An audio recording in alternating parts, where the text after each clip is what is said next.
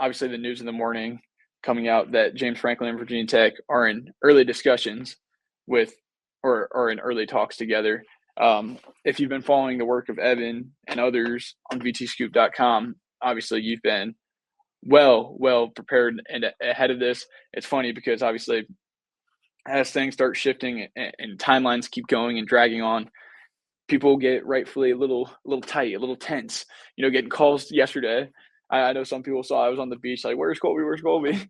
It's like all I had to do was get out of town for things to start going because I'm on the beach fielding calls from different recruits or recruits' parents or people of interest, and it's like, man, it's all Arkansas. Like, what are you talking about? What's happening? What's happening? And then, you know, within 3 seconds, when the light switches, you have it from every national reporter pretty much stating exactly what's been covered on the site in less detail, which, let alone uh, if you weren't spending your Friday night on vtscoop.com, you missed out. You missed out. If you just cut on a movie or you went out to nice dinner, it was a once in a lifetime moment just watching it from the back. But yeah, so obviously with the news of that, typically news like that doesn't come out unless there's something happening imminently.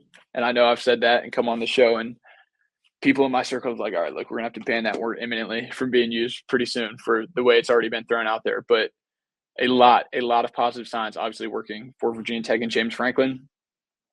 It's just, kind of semantics at this point is what it comes down to. But until you hear it from that one side, nothing's really officially in the bank. A lot of sounds like lawyers and legalese that goes way above my head. Obviously, when you're dealing with a contract of that magnitude, you don't have to look far. You can look to Florida State and know when you sign on the dotted line for something like that, um, there can potentially be a lot of repercussions. So you got to make sure all your ducks in a row, which is rightfully so. I know it can get frustrating as things have dragged on, but it was always sort of in this window, eyeing up that November 22nd weekend for Miami. And if you could actually utilize that weekend to get a jump start, uh, that would be the biggest icing on the cake for James Franklin and potentially whoever else would be whatever building towards that. So obviously, nothing completely official, but it's so much positive momentum that way. Uh, I know people are sleeping a lot easier, almost acting as the conception is done. And now I think a lot of people's fears or thoughts have already been, you know, quieted by seeing it when you cut on your morning game day and you're seeing a lot of the same reporting. It's not just semantics or speculation as a lot of people have been throwing at me. But like I said, vtscoop.com up until you get that breaking news is going to be the place to be.